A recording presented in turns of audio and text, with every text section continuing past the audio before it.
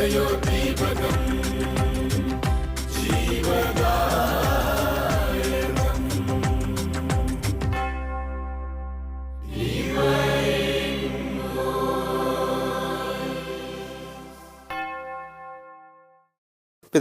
പുത്രൻ്റെയും പരിശുദ്ധാത്മാവിൻ്റെയും നാമത്തിൽ ആമേൻ. ലോകമെമ്പാടുമുള്ള ഗുഡ്നസ് TV പ്രേക്ഷകരെ, നിങ്ങൾക്കേവർക്കും ഗുഡ്നസ് TV ഒരുക്കുന്ന ഡിവൈൻ വോയിസ് ആത്മീയ വിരുന്നിലേക്ക് സ്നേഹത്തോടെ സ്വാഗതം. നമുക്ക് പ്രാർത്ഥിച്ച ശുശ്രൂഷയിലേക്ക് പ്രവേശിക്കാം. കണ്ണുകളടയ്ക്കാം, കരങ്ങൾ കൂപ്പാം. കർത്താവായ ഈശോയെ, അങ്ങ് ഇന്ന് ഞങ്ങളെ, എന്നെ വചനത്തിലൂടെ എങ്ങനെ സ്നേഹിക്കുന്നുവെന്നും വചനത്തിലൂടെ എങ്ങനെ എന്നെ ശാസിക്കുന്നെന്നും വചനത്തിലൂടെ എങ്ങനെ ഞാൻ നടക്കണമെന്ന് പഠിപ്പിക്കണമെന്നും ഈശോയെ തിരിച്ചറിയാനായിട്ടുള്ള വരവും കൃപയും ഈ മണിക്കൂറിലൂടെ നൽകണമേ. വിവേകവും ജ്ഞാനവും ബുദ്ധിയും അറിവും കൊണ്ട് ഞങ്ങളെ കൂടുതൽ നിറയ്ക്കുന്ന പരിശുദ്ധാത്മാവേ, ഈ മണിക്കൂറിലെ ആത്മീയ വിരുന്ന് ആവോളം ആസ്വദിക്കാനും സ്വീകരിക്കാനുമുള്ള ശക്തിക്കായി ഞങ്ങൾ പ്രാർത്ഥിക്കുന്നു. പരിശുദ്ധ അമ്മേ, വിശുദ്ധ യോസേപ്പ് പിതാവേ, മാലാഖമാരെ ഞങ്ങൾക്ക് വേണ്ടി മാധ്യസ്ഥം വഹിക്കണമേ. ആമേൻ. ഈശോയിൽ ഏറെ അനുഗ്രഹിക്കപ്പെടുന്ന സ്നേഹം നിറഞ്ഞ മാതാപിതാക്കളെ, പ്രിയ സഹോദരി സഹോദരങ്ങളെ, വാത്സല്യമുള്ള കുഞ്ഞുങ്ങളെ, ഈ അടുത്തിടെ ഒരു ലേഖനത്തിൽ വായിച്ചത് ഓർക്കുകയാണ്. സാത്താൻ ഭയപ്പെടുന്ന ഒരു കൂട്ടരെക്കുറിച്ചാണ് അത് പങ്കുവച്ചത്. ഇതാണ് മുട്ടിൽ തഴമ്പുള്ളവർ. ഇപ്രകാരം ഒരു കഥ ഉണ്ട്. അപ്പൻ സാത്താൻ കൊച്ചു സാത്താന്മാരെയാണ് ആത്മാക്കളെ, സ്വർഗത്തിലേക്ക് പ്രവേശിക്കാനായിട്ട് പോകുന്ന ആത്മാക്കളെ പിടിച്ചുകൊണ്ടുവരാനായിട്ട് നിയോഗിച്ചിരിക്കുന്നത്. അപ്പൻ സാത്താൻ കൊച്ചു സാത്താന്മാരെ, മക്കളെയാണ് സ്വർഗത്തിലേക്ക് പോകുന്ന ആത്മാക്കളെയൊക്കെ പിടിച്ച് വലിച്ചു കൊണ്ടുവരാനായിട്ട് നിയോഗിച്ചത്.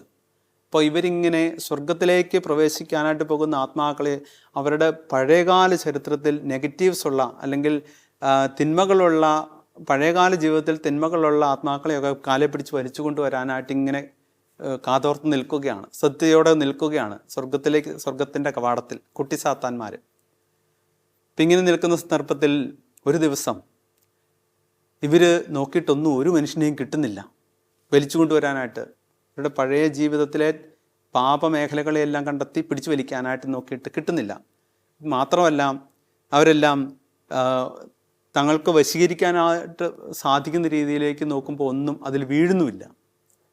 മാത്രമല്ല, അവരുടെ അടുത്തേക്ക് അടുക്കാൻ പോലും പറ്റുന്നില്ല പലരുടെ അടുത്തേക്ക്.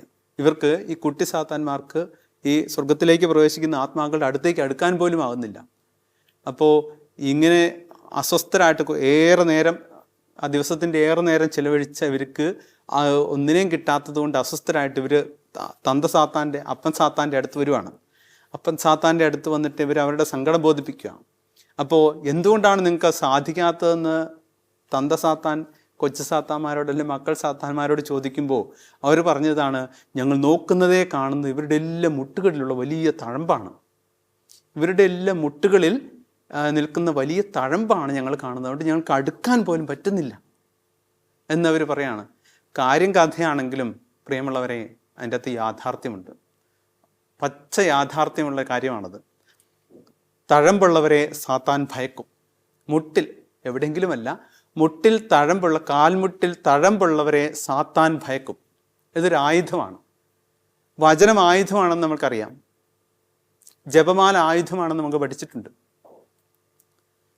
കുരിശ് ആയുധമാണെന്ന് നമുക്കറിയാം. ഇതുപോലെ മറ്റൊരു ആയുധമാണ് മുട്ടിലെ തഴമ്പ്. ഒരുപക്ഷെ ഇതുവരെ നമ്മൾ കേട്ടിട്ടുണ്ടാവില്ലായിരിക്കും, എങ്കിലും ഇതൊരു ആയുധമാണ് പ്രിയമുള്ളവരെ. തിന്മയെ അതിജീവിക്കാൻ, അതുപോലെ പല മേഖലകളിൽ വിജയം വരിക്കാനായിട്ടുള്ള ഒരു ആയുധമാണ്. പ്രത്യേകിച്ച് സാത്താൻ്റെ കുടിലതന്ത്രങ്ങളെ അതിജീവിക്കാനും ചെറുത്തു നിൽക്കാനും ഉള്ള ഏറ്റവും വലിയൊരു ആയുധമാണ് മുട്ടിലെ തഴമ്പ്. സാത്താൻ ഭയക്കുന്നതാണ് കാൽമുട്ടിലെ തഴമ്പ്. മനുഷ്യരുടെ, മൃഗങ്ങളുടെ അല്ല.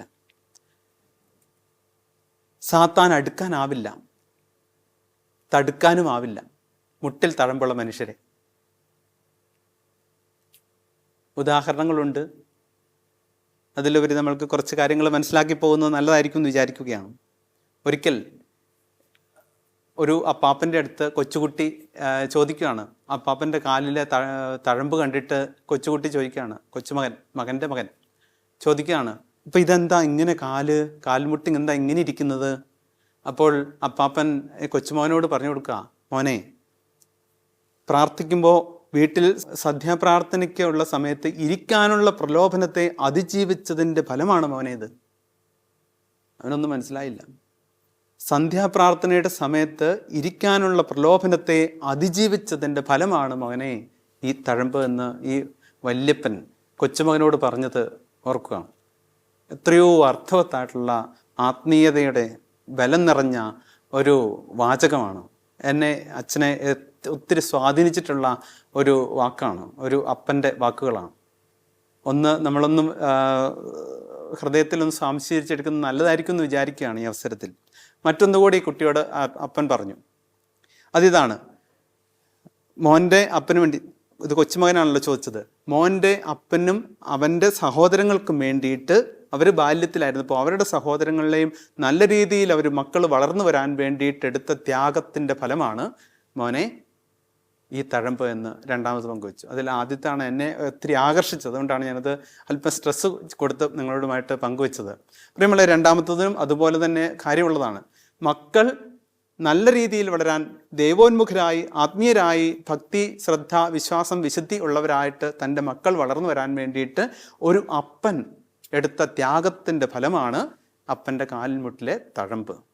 അങ്ങനെ ഒരു മകന് വേണ്ടി, മകൾക്ക് വേണ്ടി അമ്മ ത്യാഗമെടുത്ത് വളർത്തിയിട്ടുണ്ടെങ്കിൽ ഒരിക്കലും അങ്ങനെയുള്ള മാതാപിതാക്കളുടെ ഒരു മകനോ മകളോ ഒരിക്കലും ട്രാക്ക് വിട്ട് സഞ്ചരിക്കില്ല, പോവില്ല.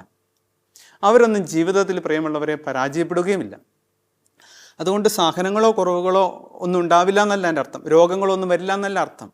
പക്ഷേ ജീവിതത്തിൽ പരാജയപ്പെടില്ല. കാരണം ദൈവബന്ധം സൂക്ഷിക്കുന്നവരാണ്. യഥാർത്ഥത്തിൽ ഒരു ആത്മീയമായി ജീവിക്കുന്ന ഒരു വ്യക്തിയെ തിരിച്ചറിയണമെങ്കിൽ ആളുടെ കാലിൻ്റെ മുട്ടിൽ തഴമ്പുണ്ടോ എന്ന് നോക്കിയാൽ മതി. ഏതാനും ചില മാതാപിതാക്കളെ പരിചയമുണ്ട്. അവരുടെ നിരന്തരമായ ത്യാഗമെടുത്തുള്ള പ്രാർത്ഥന മക്കളുടെ ജീവിതത്തെ പിടിച്ചു നിർത്തും. തിന്മയിലേക്ക് ചായാൻ പോകുന്ന ഒരു മകനെയും മകളെയും വീഴ്ത്തില്ല, തിന്മയ്ക്ക് അടിപ്പെടുത്തി കളയാനായിട്ട് സാധിക്കില്ല. ഇതാണ് മുട്ടിലെ തഴമ്പിൻ്റെ പ്രത്യേകത. അതൊരു ആയുധമാണ് എന്ന് അച്ഛൻ പങ്കുവച്ചതിൻ്റെയും പ്രത്യേകത അതാണ്. പ്രിയമുള്ളവരെ, നമ്മുടെ കാര്യം ഒന്ന് എടുത്തു നോക്കുന്നത് നല്ലതായിരിക്കും എന്ന് വിചാരിക്കുകയാണ്. എന്താണ്? നമ്മൾ വൈകുന്നേരങ്ങളിൽ സന്ധ്യാപ്രാർത്ഥന ഭവനങ്ങളിൽ ചൊല്ലുന്നവരാണ് നമ്മളെല്ലാവരും. ഒരു രഹസ്യം മുട്ടിന്മേൽ നിന്ന് ചൊല്ലി തീർക്കുമ്പോഴേക്കും നമ്മളുടെ മുട്ടൊക്കെ തളരാറില്ലേ? ഇല്ലാത്തവരുണ്ടാവും കേട്ടോ, സമ്മതിക്കുന്നു. എങ്കിലും കുറേ ആളുകൾക്ക് ഒരു രഹസ്യം ചൊല്ലുമ്പോഴേക്കും മുട്ട് തളരുവാണ്, വേദനിക്കുകയാണ്, പിന്നെ ഇരിപ്പായി. ഒന്നും ചെയ്യരുതെന്നല്ല എൻ്റെ അർത്ഥം. വേദനയുള്ളവരുണ്ടാവും, അസുഖങ്ങളുള്ളവരുണ്ടാകും, ബുദ്ധിമുട്ടുള്ളവരുണ്ടാവുമായിരിക്കും. അതെല്ലാം മനസ്സിലാക്കുന്നു, എല്ലാം അഡ്മിറ്റ് ചെയ്തുകൊണ്ടാണ് അച്ഛൻ പങ്കുവയ്ക്കുന്നത്. പക്ഷേ ഇത് ചെയ്യാൻ സാധ്യതയുള്ളവരുടെ കാര്യമാണ്. അവർ പോലും ഒരു രഹസ്യം വരുമ്പോഴത്തേനും ത്യാഗമെടുത്ത് ചെയ്യാനായിട്ട് പറ്റില്ലാതെ വീഴുന്ന രംഗങ്ങൾ കണ്ടിട്ടുണ്ട്. യാത്രാമധ്യമൊക്കെ ചില ഭവനങ്ങളിലൊക്കെ കൂടാനായിട്ടിടയായ സന്ദർഭങ്ങളിൽ ചില സന്ധ്യാപ്രാർത്ഥനാ വേളകളിൽ എല്ലാവരും ഇരുന്ന് സുഖിച്ച് സന്ധ്യാപ്രാർത്ഥന ചൊല്ലുന്നത് കണ്ടിട്ടുണ്ട്. അതുകൊണ്ട് പ്രിയമുള്ളവരെ, നമ്മളൊന്ന് പരിശോധിക്കണം. നമ്മളുടെ പ്രാർത്ഥനാ വേളകളിൽ മുട്ടിന്മേൽ നിൽക്കുന്ന സമയം, രീതി, ഈ കാര്യത്തിൽ നമ്മൾ മടുത്തിട്ടുണ്ടോ? മുട്ടിന്മേൽ നിൽപ്പ് നമ്മുടെ ജീവിതത്തിൽ കുറഞ്ഞിട്ടുണ്ടോ? എൻ്റെ ജീവിതത്തിൽ കുറഞ്ഞിട്ടുണ്ടോ? നമ്മളൊരു ഗ്രൂപ്പായിട്ട് ഒന്നിച്ച് ചിന്തിക്കുന്നതെന്ന് കാണുന്നത് വ്യക്തിപരമായിട്ട് ചിന്തിക്കുന്നതാണ്. മുട്ടിൽ നിൽപ്പ് എൻ്റെ ജീവിതത്തിൽ കുറഞ്ഞു പോയോ?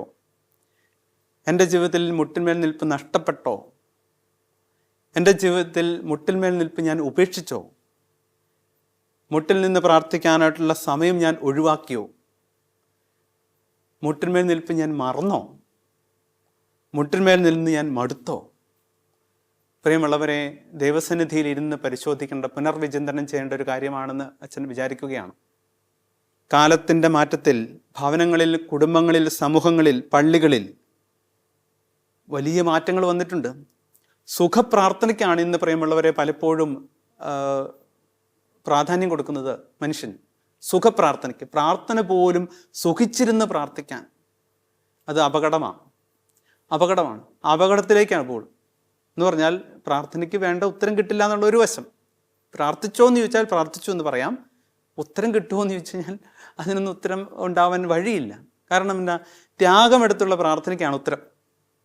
സുഖപ്രാർത്ഥനയ്ക്ക് പ്രാധാന്യം കൊടുക്കുന്ന ഒരു കാലഘട്ടത്തിലൂടെ കടന്നു പോവുകയാണ് നമ്മളിന്ന്. അത് അപകടമാണ്. ഉത്തരം കിട്ടില്ല. ദേവാലയങ്ങളെക്കുറിച്ചാണ് എനിക്ക് പങ്കുവയ്ക്കാനായിട്ടുള്ളത്. ഉദാഹരണമായിട്ട് ഒന്ന് പരിശോധിക്കാൻ വേണ്ടിയിട്ടാണ്. ദേവാലയങ്ങളിലെല്ലാം വയ്യാത്തവർക്ക് വേണ്ടിയിട്ടാണ് ബെഞ്ച് ക്രമീകരിച്ചിരിക്കുന്നത്, ബെഞ്ച് കസേരയൊക്കെ ക്രമീകരിച്ചിരിക്കുന്നത്. വയ്യാവുന്നവർ എന്നാൽ പിന്നെ ത്യാഗമെടുത്ത് പ്രാർത്ഥിക്കണ്ടേ? അതുപോലുമില്ല പലയിടങ്ങളിലും. പ്രത്യേകിച്ച് രണ്ടാമത്തെ വിശുദ്ധ കുർബാനയ്ക്ക് ഞായറാഴ്ചകളിൽ ദേവാലയങ്ങളിലൊക്കെ പല ദേവാലയങ്ങളിൽ പോകാനായിട്ട് ഇടയായിട്ടുണ്ട്. ഇപ്പോൾ കാണുന്ന രംഗമാണ്, കുഞ്ഞു കുട്ടികൾ വരെ കാലിന്മേൽ കാല് കയറ്റി വെച്ച് ചിലർ കാലിട്ട് ആട്ടിക്കൊണ്ടിരുന്നിട്ടാണ് വിശുദ്ധ കുർബാനയിൽ പങ്കെടുക്കുക. എന്താണ് ഇത്? പങ്കെടുക്കലാണോ? വിശുദ്ധ കുർബാനയിൽ തന്നെയാണോ? ദേവാലയത്തിൽ തന്നെയാണോ എന്നൊക്കെ അറിയാതെ ചിന്തിച്ചു പോയിട്ടുണ്ട്. എന്നിട്ടോ കാലിന്മേൽ കാല് വെച്ചും കാലാട്ടിക്കൊണ്ടും ഇരിക്കുന്നത് എവിടെയാണ്? വേറെ ലോകത്തിലാണ്. വിശുദ്ധ കുർബാന ഇവിടെ നടക്കുന്നു, പ്രസംഗം പറയുന്നു, അച്ഛൻ ചില കാര്യങ്ങൾ അറിയിക്കുന്നു അറിയിപ്പിൻ്റെ സമയത്ത്. ഇതൊന്നും ശ്രദ്ധിക്കുന്നില്ല. അത് പോട്ടെ, അതല്ല വിഷയം. നമ്മുടെ പ്രിയമുള്ളവരെ, എന്തുമാത്രം ത്യാഗമെടുക്കുന്നുണ്ട്. പ്രാർത്ഥനയ്ക്ക് നമ്മൾ ത്യാഗമെടുത്താണോ പ്രാർത്ഥിക്കുന്നത് എന്നുള്ളത് നമ്മൾ പുനഃപരിശോധിക്കേണ്ട കാര്യമാണ്. അതോ സുഖപ്രാർത്ഥനയ്ക്കാണോ പ്രാധാന്യം, അതോ ത്യാഗപ്രാർത്ഥനയ്ക്കാണോ നമ്മൾ പ്രാധാന്യം കൊടുക്കുന്നതെന്ന്. പ്രിയമുള്ളവരെ, സുഖപ്രാർത്ഥനയിലേക്ക് നമ്മൾ തിരിയുമ്പോൾ ഓർക്കുക, ആകെയുള്ള ഒരു ദിവസത്തിൽ 24 മണിക്കൂറിൽ 12 മണിക്കൂറാണല്ലോ പകല്. 12ന്റെ അരയാണ് നമ്മൾ പ്രാർത്ഥനയ്ക്കായിട്ട് കുടുംബത്തിൽ എടുക്കുന്നത്. ഒന്നിച്ച് മാതാപിതാക്കളും മക്കളും സഹോദരങ്ങളും എല്ലാം കൂടെ ഒന്നിച്ച് അരമണിക്കൂറാണ്, ഏറിയാൽ 1. അത്രയുമാണ് ആകെ ഒന്നിച്ചിരുന്നുള്ള പ്രാർത്ഥനയ്ക്ക് എടുക്കുന്നത്. ആ ഒന്നിലും സാത്താൻ കയറിയുന്നത് തന്നെയാണ് അതിൻ്റെ അർത്ഥം. സന്ധ്യാപ്രാർത്ഥന അരമണിക്കൂർ അല്ലെങ്കിൽ 1 മണിക്കൂർ അല്ലെങ്കിൽ 20 മിനിറ്റ് നീളുന്ന നമ്മുടെ കുടുംബങ്ങളിലെ നമ്മുടെ സമൂഹങ്ങളിലെ സന്ധ്യാപ്രാർത്ഥനയിൽ, അതും സുഖപ്രാർത്ഥനയ്ക്കായിട്ടാണ്, ഇരുന്ന് സുഖിച്ച് ആസ്വദിച്ചുള്ള പ്രാർത്ഥനയ്ക്കായിട്ടാണ് നമ്മൾ സമയം ചെലവഴിക്കുന്നെങ്കിൽ, അത് ആ ഒരു മോഡാണ് നമ്മൾ സൂക്ഷിക്കുന്നതെങ്കിൽ, അവിടെയും സാത്താൻ കയറിയെന്ന് നമ്മൾ മനസ്സിലാക്കണം. പ്രിയമുള്ളവരെ, സാത്താൻ കയറി. ഇത് അതുകൊണ്ടാണ് അച്ഛൻ തുടക്കത്തിലേ പറഞ്ഞത്, ഇത് അപകടത്തിലേക്കാണ് പോക്ക്. സുഖപ്രാർത്ഥനയുടെ പോക്ക് അപകടത്തിലേക്കാണ് എന്നുള്ള സൂചന അച്ഛൻ പങ്കുവച്ചതിൻ്റെ അർത്ഥം അതാണ്. പ്രിയമുള്ളവരെ, ലൂക്കായുടെ സുവിശേഷം 22-ാമത്തെ അധ്യായത്തിൽ 41 മുതലുള്ള തിരുവചനങ്ങൾ നമ്മൾ വായിക്കുമ്പോൾ കാണും, ഗെത്സമനിയിലെ ഈശോയെ നമ്മൾ കാണും. ഗെത്സമനിയിലെ ഈശോ എങ്ങനെയാണ് പ്രാർത്ഥിച്ചത്? വേദനയുടെ ഏറ്റവും വേദനിക്കുന്ന നിമിഷങ്ങൾ ഈശോ പ്രാർത്ഥിച്ചത് വീണ് കിടന്നാണ്, മുട്ടിന്മേൽ നിന്ന് കിടന്നാണ്. അങ്ങനെ തന്നെ കൃത്യം വചനത്തിൽ നമ്മൾ കാണും, മുട്ടിന്മേൽ വീണ് വിശുദ്ധ നാട്ടിൽ പോയ സന്ദർഭത്തിൽ നേരിട്ട് കണ്ടതാണ്. ഈശോ കിടന്ന് ഏതാനും ചില പാറകളാണ് അവിടെ ഉള്ളത്. അപ്പോൾ ആ മുട്ടിന്മേൽ വീണ് കിടന്ന് പ്രാർത്ഥിച്ച ഈശോ. ഇപ്പോൾ മുട്ടിൽ ത്യാഗമെടുക്കാതെ, വേദന എടുക്കാതെ, കല്ലിലും മുട്ട് കുത്തുക എന്ന് പറഞ്ഞാൽ ത്യാഗമെടുക്കാതെ പ്രാർത്ഥിക്കാൻ പറ്റില്ലല്ലോ. പ്രിയമുള്ളവരെ, ഇതെന്തിനു വേണ്ടിയിട്ടായിരുന്നു? ഞാൻ ശരീരത്തിൽ അനുഭവിക്കുന്ന സുഖത്തിന് കർത്താവ് ശരീരത്തിൽ ത്യാഗമെടുക്കുകയായിരുന്നു. ഞാൻ ശരീരത്തിൽ അനുഭവിക്കുന്ന സുഖങ്ങൾക്ക് പരിഹാരം ചെയ്യുകയായിരുന്നു കർത്താവ് തൻ്റെ ശരീരം കൊണ്ട്. ഇതാണ് കുരിശിൽ തറയ്ക്കപ്പെട്ട തൻ്റെ ശരീരത്തിൽ മുഴുവൻ വേദനകൾ, പോയ വഴിയിൽ മുഴുവൻ വേദനകൾ. ഇതെല്ലാം ഏറ്റുവാങ്ങി എന്താ? ഞാൻ ജീവിതത്തിൽ ശരീരത്തിൽ അനുഭവിച്ചു കൊണ്ടിരിക്കുന്ന സുഖങ്ങൾക്ക്, പാപസുഖങ്ങൾക്ക് പരിഹാരം കർത്താവ് ശരീരത്തിൽ തന്നെ പരിഹാരം ചെയ്തു എന്നുള്ളതാണ്. തിരിച്ചറിയാനായിട്ട് പറ്റുന്നവരൊക്കെ, പ്രിയമുള്ളവരെ, കർത്താവ് ചെയ്ത പരിഹാരം പോലെ മനുഷ്യർ കർത്താവിനെതിരെ ചെയ്യുന്ന പാപങ്ങൾക്ക്, ശരീരം കൊണ്ട് ചെയ്യുന്ന പാപങ്ങൾക്ക് എനിക്കും ശരീരം കൊണ്ട് ത്യാഗം എടുത്ത് ശരീരം കൊണ്ട് പരിഹാരം ചെയ്യാനായിട്ട് പറ്റുമോ എന്നുള്ളതും പ്രിയപ്പെട്ട സഹോദരങ്ങളെ, നിങ്ങളുടെ മുമ്പിൽ അച്ഛനൊരു ചോദ്യമായിട്ടിടുകയാണ്, ഒരു വെല്ലുവിളിയായിട്ടിടുകയാണ്. നമുക്ക് അല്പമെങ്കിലും ഒന്ന് ഈശോയുടെ ആ ത്യാഗത്തിൽ പങ്കുകാരാകാനായിട്ട് പറ്റിയാൽ ഇതൊക്കെ നമ്മുടെ സ്വർഗീയ വളർച്ചയ്ക്ക്, സ്വർഗീയ യാത്രയ്ക്ക് ഉപകരിക്കും. പ്രിയമുള്ളവരെ, ലോകൈകർ ശരീരം കൊണ്ട് ചെയ്യുന്ന പാപത്തിന് പരിഹാരമായി ഈശോ ചെയ്ത ആ പ്രായശ്ചിത്തത്തോട് ചേർത്ത് നമുക്കും അല്പമൊക്കെ ശരീരത്തിലൊരു ത്യാഗമെടുക്കാനായിട്ട് പറ്റിയാൽ, അതാണ് മുട്ടിലെ തഴമ്പ്. അതുകൊണ്ട് പ്രിയമുള്ളവരെ, ഈ ശുശ്രൂഷയിൽ പങ്കെടുത്തുകൊണ്ടിരിക്കുന്ന നിങ്ങൾ ഓരോരുത്തരും അറിയാതെ കൈയൊന്ന് മുട്ടിലേക്ക് കൊണ്ടുപോകുന്നത് നല്ലതാണ്. തഴമ്പുണ്ടോ, എൻ്റെ മുട്ടിൽ തഴമ്പുണ്ടോ എന്നൊന്ന് ചിന്തിക്കുന്നത് നല്ലതാണ്. ഒന്ന് തടവി നോക്കുന്നത് നല്ലതാണ്. ഇല്ലെങ്കിൽ തഴമ്പുണ്ടാക്കാൻ ശ്രമിക്കണം. ഇത് സ്വർഗീയ യാത്രയ്ക്ക് ഉപകരിക്കും. ഇതെൻ്റെ സ്വർഗപ്രവേശത്തിന് ഉപകരിക്കും. എൻ്റെ ആത്മരക്ഷയ്ക്ക് ഉപകരിക്കും. എൻ്റെ നിത്യരക്ഷയ്ക്ക് ഉപകരിക്കും. എൻ്റെ മാത്രമല്ല, എൻ്റെ പങ്കാളിയുടെ, എൻ്റെ മക്കളുടെ, എൻ്റെ കുടുംബത്തിൻ്റെ, ഞാനുമായിട്ട് ബന്ധപ്പെട്ട് നിൽക്കുന്നവരുടെ ആത്മരക്ഷയ്ക്ക് പോലും എൻ്റെ മുട്ടിലെ തഴമ്പ് ഉപകരിക്കും. പ്രിയമുള്ളവരെ, അതുകൊണ്ട് ശ്രദ്ധിച്ചാൽ നല്ലതാണ് എന്ന് ഓർമ്മപ്പെടുത്തുകയാണ്. കർത്താവ് എനിക്ക് വേണ്ടി ഗെത്സമനിയിൽ രക്തം വിയർത്ത് പ്രാർത്ഥിച്ചല്ലോ. എന്തിനു വേണ്ടി? എൻ്റെ ശരീരത്തിൽ ഞാൻ ചെയ്യുന്ന പാപത്തിന് പരിഹാരമാണ്. ഇതുപോലെ നമുക്കും മറ്റുള്ളവരുടെ പാപത്തിന് പരിഹാരം ചെയ്യാനായിട്ട് സാധിച്ചാൽ അതൊരു വലിയ ആത്മീയ മുതൽക്കൂട്ടാകുമെന്നും ഓർമ്മപ്പെടുത്താനായിട്ട് ആഗ്രഹിക്കുകയാണ്. പ്രിയമുള്ളവരെ, ഇനി ഏതാനും ചില കാര്യങ്ങൾ കൂടി നിങ്ങളുമായിട്ട് ഈ നിമിഷങ്ങളിൽ പങ്കുവയ്ക്കാനായിട്ട് ആഗ്രഹിക്കുന്നതാണ്. ദൈവിക ഇടപെടലിന് മുട്ടിന്മേൽ നിന്നുള്ള പ്രാർത്ഥന അപാരമായിട്ട് ഉപകരിക്കും. ദൈവിക ഇടപെടലിന് നമ്മൾ പലപ്പോഴും അനേകർ ദൈവിക ഇടപെടലിന് കിട്ടാൻ വേണ്ടിയിട്ട് ഓടുന്നതൊക്കെ കണ്ടിട്ടുണ്ട്. ദൈവിക ഇടപെടലിന് വേണ്ടിയിട്ട് നെട്ടോട്ട് ഓടേണ്ട കാര്യമൊന്നുമില്ല. വലിയ ദൂരേക്ക് തീർത്ഥാടനത്തിന് പോകേണ്ട കാര്യമൊന്നുമില്ല. ഇവിടെ എനിക്ക് ചെയ്യാൻ പറ്റുന്ന കാര്യമുള്ളൂ. എൻ്റെ മുറിയിൽ, എൻ്റെ വീട്ടിൽ എനിക്ക് ചെയ്യാൻ പറ്റും, എൻ്റെ ദേവാലയത്തിൽ എനിക്ക് ചെയ്യാൻ പറ്റുന്ന കാര്യമുള്ളൂ. എന്തേ? ദൈവിക ഇടപെടലിന് മുട്ടിന്മേൽ നിന്ന് ത്യാഗത്തോടെ പ്രാർത്ഥിച്ചാൽ ദൈവിക ഇടപെടൽ ഉണ്ടാവും, സംജാതമാകും അവിടെ. പ്രിയമുള്ളവരെ, ഇതൊക്കെ വലിയ തിരിച്ചറിവുകളാണ്. ഇപ്പോൾ അപ്പസ്തോല പ്രവർത്തനങ്ങൾ 9-ാമത്തെ അധ്യായം 40-ാം തിരുവചനത്തിൽ ഇങ്ങനെ കണ്ട്, തബീത്തായെ ഉയർപ്പിക്കുന്നതിന് തൊട്ട് മുമ്പ് പത്രോസ്ലീഹ മുട്ടിന്മേൽ വീണ് കിടന്ന് പ്രാർത്ഥിച്ചിട്ടാണ്, മുട്ടിന്മേൽ ത്യാഗമെടുത്തു നിന്ന് പ്രാർത്ഥിച്ചിട്ടാണ് തബീത്ത എന്ന ആ കുട്ടിയെ ഉയർപ്പിക്കുന്നത്. അതുകൊണ്ട് അച്ഛൻ പങ്കുവച്ചതാണ്, ദൈവിക ഇടപെടലിന് മുട്ടിന്മേൽ നിന്നുള്ള പ്രാർത്ഥന അപാരമായിട്ട് ഉപകരിക്കും. മറ്റൊന്നിതാണ്, അവരനോട് ക്ഷമിക്കാൻ പറ്റണമെങ്കിൽ അതിനുള്ള ഏറ്റവും വലിയ എളുപ്പവഴിയും കുറുക്കുവഴിയും എന്താണെന്ന് ചോദിച്ചാൽ മുട്ടിന്മേൽ നിന്നുള്ള പ്രാർത്ഥനയാണ്. അനേകം ആളുകൾ ഇത് ശ്രവിക്കുന്ന നിങ്ങളിൽ പലരും പോലും പല പ്രാവശ്യം ആവർത്തിച്ചിട്ടുണ്ട്, എനിക്ക് ക്ഷമിക്കാൻ പറ്റിയിട്ടില്ല, ക്ഷമിക്കാൻ എത്ര ശ്രമിച്ചിട്ട് അത് വീണ്ടും വീണ്ടും കയറി വരും, പറ്റുന്നില്ല, ചിലത് മറക്കാൻ പറ്റുന്നില്ല, പൊറുക്കാൻ പറ്റുന്നില്ല, നാളുകളായി, വർഷങ്ങളായി ക്ഷമിക്കാൻ പറ്റാത്ത അവസ്ഥ. ഇതിലൂടെ കടന്നു പോകുന്ന അനേകരുണ്ട് ഇന്നും. പ്രിയപ്പെട്ടവരെ, ക്ഷമിക്കാൻ പറ്റുന്നതിനുള്ള ഏറ്റവും നല്ലൊരു കുറുക്ക് വഴിയാണ് മുട്ടിന്മേൽ നിന്ന് ആ ക്ഷമിക്കാൻ പറ്റാത്ത സാഹചര്യത്തെ ഒന്ന് ധ്യാനിച്ചേ. മുട്ടിന്മേൽ നിന്ന് ക്ഷമിക്കാൻ പറ്റാത്ത, അല്ലെങ്കിൽ ആരോടാണ് എനിക്ക് ക്ഷമിക്കാൻ പറ്റാത്ത ആ വ്യക്തി എനിക്കെതിരെ ചെയ്ത തെറ്റുകളെക്കുറിച്ചെങ്കിലും ഓർത്തേ. അതൊരു 10 മിനിറ്റ് 15 മിനിറ്റ് മുട്ടിന്മേൽ നിന്ന് ത്യാഗമെടുത്ത് ഓർത്ത് കഴിഞ്ഞാൽ അത് മതി, അതോടുകൂടി ക്ഷമയായി. സംശയം ഉണ്ടെങ്കിൽ ചെയ്തു നോക്കിക്കൊള്ളുക. 100% ഉറപ്പായിട്ട് അച്ഛന് പങ്കുവയ്ക്കാനായിട്ട് ആഗ്രഹിക്കുന്നതാണ്. മുട്ടിന്മേൽ നിന്ന് ത്യാഗത്തോടെ ആ നിമിഷങ്ങളെ ഒന്ന് ഓർത്ത് അനുസ്മരിച്ചാൽ മതി. എന്തൊക്കെയാണ് ആ ബുദ്ധിമുട്ടുകൾ, ആ വ്യക്തി എന്തൊക്കെ ബുദ്ധിമുട്ടുകളാണ് എൻ്റെ ജീവിതത്തിൽ വരുത്തിയത്, എന്തൊക്കെയാണ് ആ വ്യക്തി പറഞ്ഞത്, എന്തൊക്കെയാണ് പ്രവർത്തിച്ചത്, എങ്ങനെയൊക്കെയാണ് പെരുമാറിയത്, അന്ന് ആ സാഹചര്യം, സന്ദർഭം, ആ ദിവസം, ഇതൊക്കെ ഒന്ന് മുട്ടിന്മേൽ നിന്ന് അനുസ്മരിച്ച് നോക്കിക്കേ. ത്യാഗമെടുത്ത്, വേദനയെടുത്ത് അനുസ്മരിച്ച് നോക്കിക്കേ. അതോടുകൂടി അത് തീർന്നു.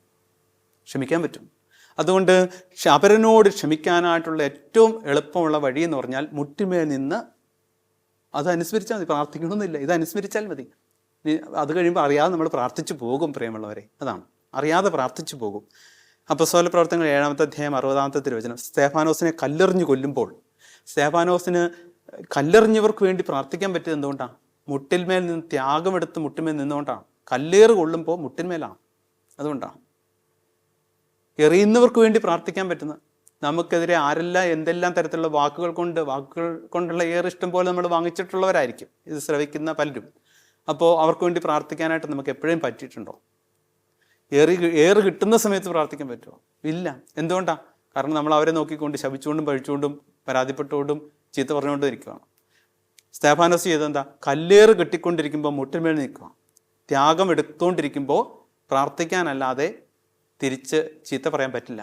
കാരണം എന്താ? ഇവിടെ വേദനിച്ചുകൊണ്ടിരിക്കുക, പുറം ഏറുകൊണ്ട് വേദനിച്ചുകൊണ്ടിരിക്കുന്നു, മുട്ടിന്മേൽ നിന്നുകൊണ്ട് വേദനിച്ചുകൊണ്ടിരിക്കുന്നു. അപ്പോൾ പ്രാർത്ഥനയ്ക്ക് മുന്നിൽ, അപ്പോൾ മുട്ടിന്മേൽ നിന്നവനായിരിക്കും മുന്നിലുള്ളത്. ആരാ മുട്ടിന്മേൽ നിന്നവൻ? ഗത്സമനയിൽ മുട്ടിന്മേൽ ദൈവസാന്നിധ്യം മുന്നിൽ കണ്ടുകൊണ്ട് മുട്ടിന്മേൽ നിന്നവൻ മുന്നിൽ നിൽക്കുമ്പോൾ എനിക്കൊരിക്കലും മുട്ടിൽ നിന്നുകൊണ്ട് ചീത്ത നിരൂപിക്കാൻ പറ്റില്ല, അവരിനെതിരെ കയർക്കാൻ പറ്റില്ല. ഇതാണ് അതിൻ്റെ പ്രത്യേകത, പ്രിയമുള്ളവരെയും. അതുകൊണ്ട് മറ്റൊന്നിതാണ്, ദൈവഹിതം തിരിച്ചറിയാനായിട്ടുള്ള ഏറ്റവും വലിയ കുറുക്കുവഴി എന്ന് പറയുന്നത്, ദൈവഹിതം തിരിച്ചറിയാനായിട്ടുള്ള ഒരു കുറുക്കുവഴിയാണ് മുട്ടിന്മേൽ നിന്നുള്ള ത്യാഗത്തോടെയുള്ള പ്രാർത്ഥന. ദൈവഹിതം തിരിച്ചറിയാനായിട്ടുള്ള ഒരു കുറുക്കുവഴി. പലരും പ്രാർത്ഥനയ്ക്കൊക്കെ ഫോൺ വിളിക്കുമ്പോഴും നേരിട്ട് കാണുമ്പോൾ അച്ഛാ ദൈവഹിതം, എന്നെക്കുറിച്ചുള്ള ദൈവഹിതം, ഞാൻ ഇങ്ങനൊരു കാര്യം ചെയ്യാനായിട്ട് ആഗ്രഹിക്കുന്നുണ്ട്, അത് ദൈവത്തിൻ്റെ ഹിതമാണോ എന്ന് അച്ഛ ഒന്ന് പ്രാർത്ഥിച്ചിട്ട് പറയുമോ എന്നൊക്കെ ചോദിച്ച് പലരും മുന്നിലുണ്ട്, പലരെയും ഓർമ്മയിലുണ്ട്. ദൈവഹിതം തിരിച്ചറിയാനായിട്ട് നമ്മൾ ഇങ്ങനെ നെട്ടോട്ട് ഓടേണ്ട കാര്യമൊന്നുമില്ല. മറ്റുള്ളവരുടെ അടുത്ത് പ്രാർത്ഥിക്കാനും, അതുകൊണ്ട് പ്രാർത്ഥിക്കേണ്ടെന്നല്ല, അതിനേക്കാൾ ഉപരി നമുക്ക് തന്നെ ദൈവഹിതം തിരിച്ചറിയാനായിട്ടുള്ള സാധ്യതകൾ ദൈവം നമുക്ക് ഒരുക്കി തന്നിട്ടുണ്ട്. എന്താണ്? മുട്ടിന്മേൽ നിന്ന് ഈ ഒരു നിയോഗം അർപ്പിച്ച് പ്രാർത്ഥിച്ചാൽ മതി. മുട്ടിന്മേൽ നിന്ന് 2 മിനിറ്റ് അല്ല, ത്യാഗമെടുത്ത് വേദനിക്കണം. മുട്ടിന് വേദനിച്ച് പ്രാർത്ഥിക്കുന്ന ഒരു വ്യക്തിയുടെ മുമ്പിൽ ദൈവം തൻ്റെ ഹിതം വെളിപ്പെടുത്തും. അതുകൊണ്ടല്ലേ പ്രിയമുള്ളവരെ, അനേകം നേരം ഗത്സമനിയിൽ ഈശോ പ്രാർത്ഥിച്ച് മുട്ടിന്മേൽ നിന്ന് പ്രാർത്ഥിക്കുന്നതിനെ കുറിച്ച് ലൂക്കാസ് സുവിശേഷം 22:41. അപ്പോൾ ഗത്സമനിയിൽ ഇങ്ങനെ അവൻ മുട്ടിന്മേൽ നിന്ന് പ്രാർത്ഥിച്ചു. അവൻ്റെ മനസ്സിൽ നിന്ന് ഈ പാനപാത്രം ഒന്ന് അകന്നു പോയിരുന്നെങ്കിൽ എന്ന് ഈശോ പ്രാർത്ഥിച്ചു. മർക്കോസിൻ്റെ സുവിശേഷം 14:36 അവൻ പ്രാർത്ഥിച്ചത് എങ്ങനെയാണ്? ഈ പാനപാത്രം എന്നിൽ നിന്നും മാറ്റിത്തരണമേ എന്ന് പ്രാർത്ഥിച്ചെങ്കിലും ആ വേദനയുടെ ആധിക്യത്തിൽ നിന്ന് പ്രാർത്ഥിക്കുമ്പോൾ തിരിച്ചറിയുകയാണ്, ഇത് നിന്റെ ഹിതമാണെങ്കിൽ നടക്കട്ടെ. നമ്മളിപ്രകാരം അതൊരു ഗാനത്തിൽ ആലപിക്കാറുണ്ട്. നിന്റെ ഹിതം പോലെ എന്നെ നിത്യം നടത്തിയിടണമേ, എൻ്റെ ഹിതം പോലെയല്ല, എൻ്റെ ഹിതം പോലെയല്ല, എൻ കർത്താവേ എൻ ദൈവമേ. പ്രിയമുള്ളവരെ, ഈശോ അന്ന് അങ്ങനെ പ്രാർത്ഥിച്ചതുപോലെ നമുക്ക് പ്രാർത്ഥിക്കാനായിട്ട് പറ്റണമെങ്കിൽ മുട്ടിൽ തഴമ്പ് വേണം. മുട്ടിൽ തഴമ്പുള്ളവർക്ക് ദൈവത്തിൻ്റെ ഹിതത്തിന് വേണ്ടിയിട്ട് ആരായാനായിട്ട്, നിലകൊള്ളാനായിട്ട് പറ്റും.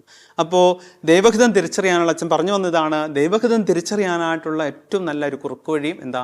മുട്ടിന്മേൽ നിന്ന് ത്യാഗത്തോടെയുള്ള പ്രാർത്ഥനയാണ്. എന്താണ് നിയോഗം? അത് മുട്ടിന്മേൽ നിന്ന് ത്യാഗമെടുത്ത് പ്രാർത്ഥിച്ചു കഴിഞ്ഞാൽ ദൈവഹിതം വെളിപ്പെടുത്തി തരും എന്നുള്ളതാണ്. പ്രിയമുള്ളവരെ, അതുകൊണ്ട് നമുക്ക് ഈ ശുശ്രൂഷ അവസാനിക്കുമ്പോഴേക്കും നമുക്ക് മനസ്സിൽ സൂക്ഷിക്കാനും പ്രാർത്ഥിക്കാനായിട്ട് പ്രകാരം സാധിക്കട്ടെ.